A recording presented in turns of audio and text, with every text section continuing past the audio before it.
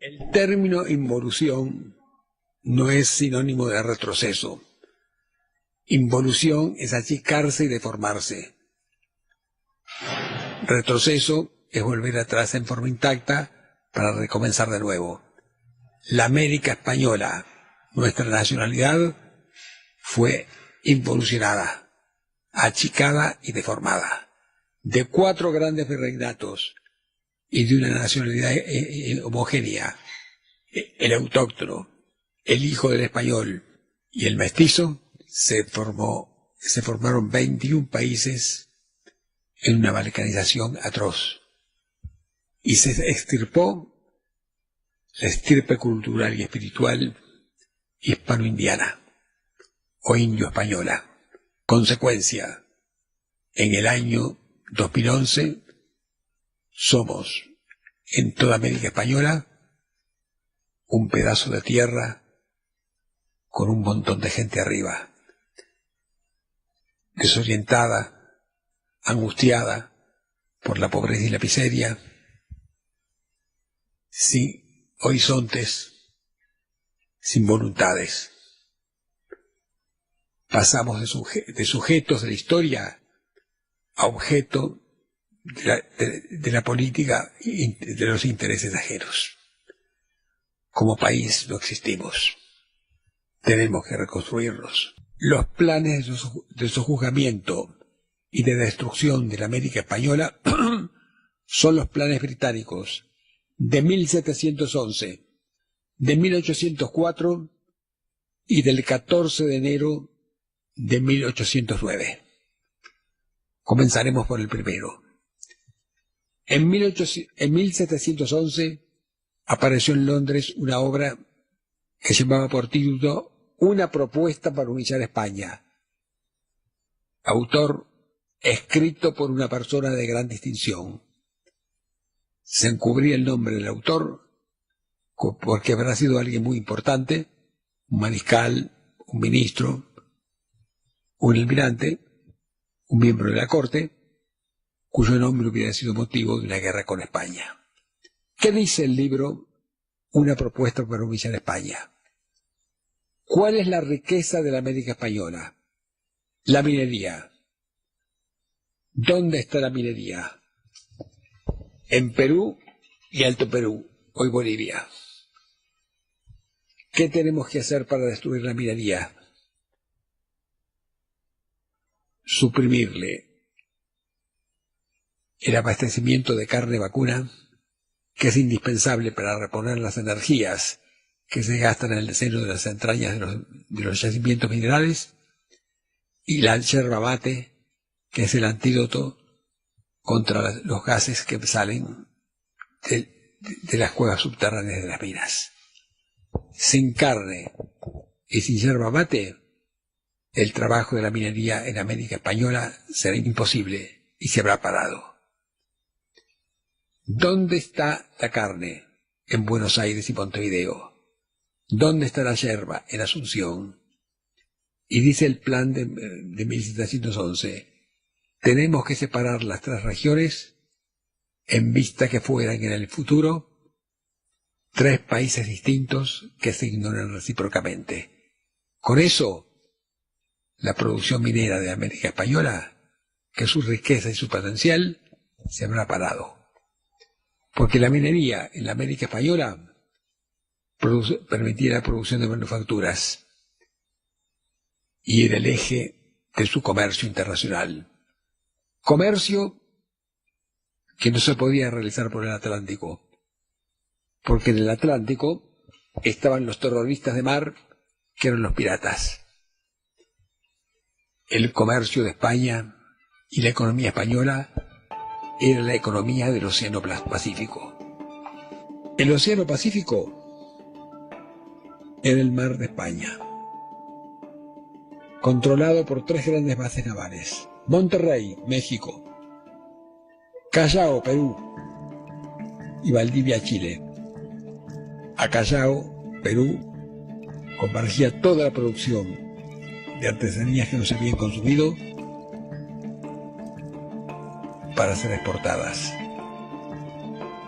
Y el eje económico era Callao, Filipinas, y de ahí China, Japón e India.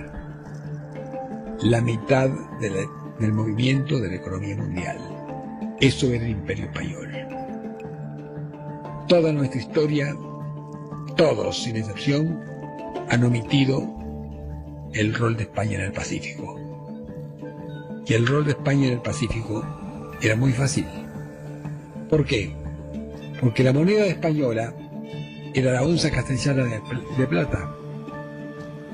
Y en Filipinas, Japón, China e India no regía el patrón oro, sino la moneda de plata. Entonces se realizaba el intercambio, estableciendo la diferencia de precios con tantos kilogramos de plata.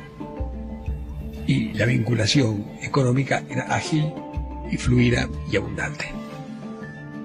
Los beneficios que eso traía lo describe muy bien Alexander Humboldt en su obra Viaje de un naturalista alrededor del mundo, publicada en 1800.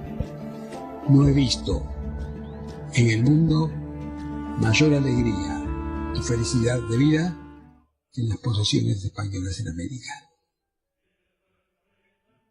Es un canto a la vida. Es una esperanza de felicidad. Es el lugar donde viven las personas más dichosas del planeta. Eso es algo muy importante, porque destruye, la autoridad de Humboldt,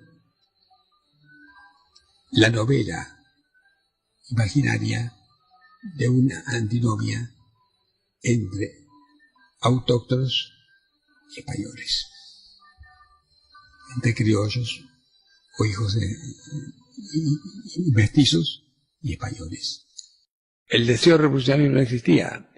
Existieron enfrentamientos en los primeros tiempos de la conquista, pero después, durante 3 siglos, se cimienta una civilización hispano-indiana o indio-española que vive perfectamente y en una armonía absoluta. Los españoles tenían las ciudades, los indios tenían, los autóctonos tenían sus tierras y sus lugares de asentamiento. Cada cual vivía en el lugar que le correspondía. Se intercambiaban, se relacionaban, pero vivían en paz. No hubo los genocidios de los autóctonos que comenzaron después de la Guerra de Independencia. La Guerra de Independencia tuvo por objeto tomar las propiedades de los indios, tierras colectivas, tomar las propiedades de los criollos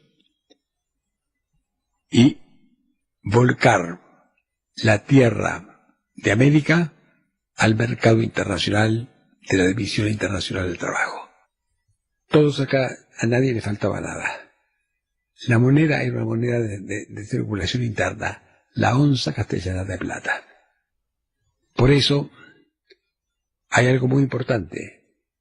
Cuando la famosa representación de los hacendados de Moreno, en 1809, es replicada por Yañez y Agüero, los síndicos del consulado, que dicen con toda profundidad de conocimientos y con toda sencillez: ¿de qué vale abrir la importación para lo que hoy cuesta 4, pase a costar 2, si por la falta de trabajo que provocará la importación no tendremos ni siquiera 1? Un concepto elemental, simplísimo, que es la levadura de lo que ocurre hoy con la producción y la desocupación. Ante esta agresión económica del plan de 1711, España respondió en 1776. Responde con la creación de los Estados Unidos de Norteamérica. Les asombrará esto, pero los Estados Unidos de Norteamérica fueron creación de España. José de Gálvez, ministro de Indias de Carlos III, para ponerle fin a los choques con Inglaterra, resuelve elegir un Estado independiente donde estaban las 13 colonias o establecimientos de la Compañía de Indias Occidentales, lo que hoy es Estados Unidos. Hay un reducto de genuinos norteamericanos, no angloamericanos, que piensan en un país. Lo conforman Alexander Hamilton, que no obstante sus nombres y apellidos era español porque había nacido en Santo Domingo y católico; Benjamin Franklin, que con la invención del pararrayos y la electricidad es el Einstein del siglo XVIII, y George Washington, que era el magnate que sostenía los proyectos de ambos. Ellos toman contacto con José de Gálvez. Y José de Gálvez, en un plan genial de dividir el poder británico europeo del americano, diagrama la independencia de los Estados Unidos. ¿Cómo se va a efectuar? Comisiona para eso a su propio sobrino, José de Gálvez, gobernador de la Florida, que librará las batallas con las fuerzas españolas desde la Florida hasta Nueva York, donde está el reducto rebelde contra Inglaterra. Termina en la batalla de Saratoga. Todas las batallas por la guerra de independencia americana son libradas por Bernardo de Gálvez, sobrino de José de Gálvez. Y no pueden los británicos recibir refuerzos por mar porque la flota francesa, unida a España por el Pacto de Familia de los Borbones, bloquea los puertos norteamericanos del Atlántico. Se llega así a la batalla de Saratoga, que es la última batalla que libran las fuerzas españolas y norteamericanas contra los ingleses. Pero José de Gálvez y Alexander Hamilton eran estadistas de gran volumen.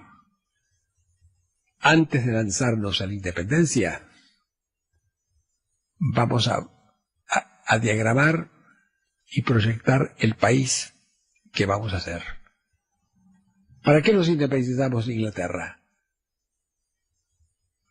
Y Hamilton produce su trabajo Informe sobre las manufacturas. Nos independizamos de Inglaterra para producir manufacturas de metales, de hilados, de maderas, agrícolas y ganaderas. ¿Y qué vamos a hacer con las manufacturas? Consumirlas. Salvo que un excedente se exporta. Pero las manufacturas son para la subsistencia interna, no para el lucro exterior del comercio. Para hacer manufacturas y consumirlas hace falta dinero. Tenemos que preparar una moneda para el nuevo Estado. Y Hamilton publica su obra Informe sobre la moneda y el Banco Nacional, que tiene este parámetro: no vamos a utilizar el patrón oro que trajo la desgracia de Europa desde 1000 años antes de Cristo hasta esa época. Vamos a utilizar el patrón plata, que es la moneda que rige la América española, onza castellana de plata. Tercero, ¿qué forma jurídica y política le vamos a dar al país que ahora creamos? Y Hamilton publica su obra El Federalista. Cada estado se regirá por sus grandes tradiciones y sus costumbres ancestrales. Por eso, la legislación de fondo de los estados norteamericanos, algunos tienen la pena de muerte y otros no. Algunos tienen el divorcio y otros no. Se mantiene la gran tradición, se mantiene el derecho consuetudinario. Empero, el Estado federal, en materia económica y monetaria, y en materia de vinculaciones internacionales, política exterior, es un Estado unitivo, federal. Es un catalizador al cual deben sumarse todas las voluntades de los Estados miembros. Es un federalismo centrípeto, no centrífugo como el que después nos impusieron a nosotros. Planificados los Estados Unidos y programados, comienza la acción de guerra.